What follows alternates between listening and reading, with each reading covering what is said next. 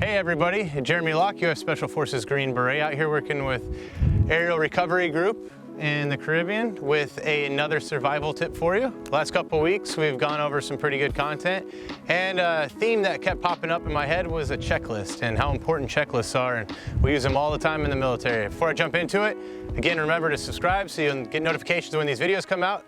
Like, and please send us some comments. We want to keep providing you with some good stuff. All right, so checklists.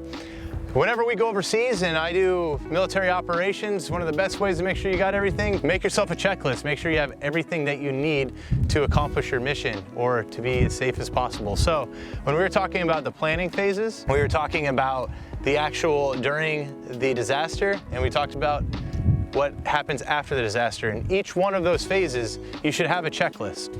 So when we did the planning, everybody sat down and we talked about getting your family in the room, mom, dad, grandma, grandpa, whoever you got, put them all in the room, sit down there and start your brainstorming session. Start coming up with key tasks, things that need to get done prior to an event.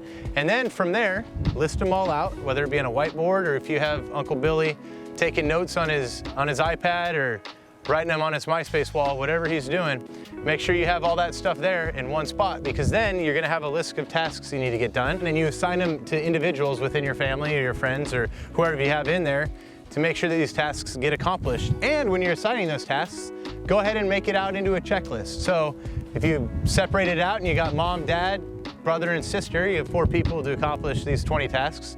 Maybe a mom has the task of making sure that everybody, all the food's ready for everybody. We have the water in the right spot. We have all of our administrative stuff, such as our passports and shot records for the animals and medical records. All those important paperwork is all in the correct spot, and it's all sealed and double waterproof to make sure that nothing bad happens to it because of all the rain or flooding that's gonna happen. She's got that on her checklist, and as she puts it together, she checks it off. Dad's got to make sure that the house is boarded up.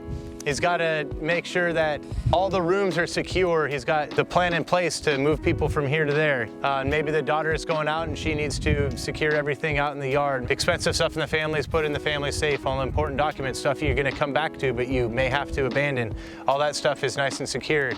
And then you're talking about the brother. Brother might be in charge of the commo plan. He's making sure that the batteries are all good for the radios. He's making sure that everybody is constantly getting updated with stuff that's being put out by emergency services. So he's listening to the radio, looking on the internet, and he's constantly updating people. So as he gives situation updates, as we call them, lets people know what's going on, he's checking that stuff off. So each person has an individual task that needs to get accomplished, and you put them on checklists. And that moves, again, by all phases. So you have it prior to, during, and at the end.